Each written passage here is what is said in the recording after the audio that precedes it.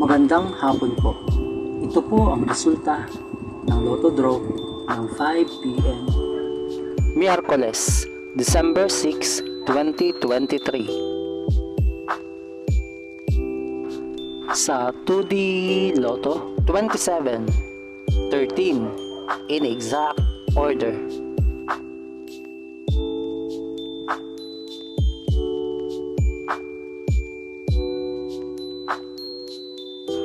Sa 3D Lotto, 9, 9, 7 in exact order.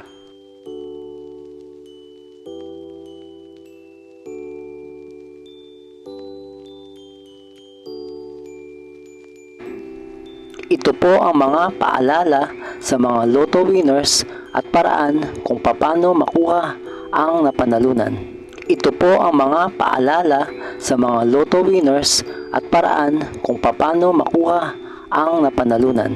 Ito po ang mga paalala sa mga Lotto winners at paraan kung paano makuha ang napanalunan.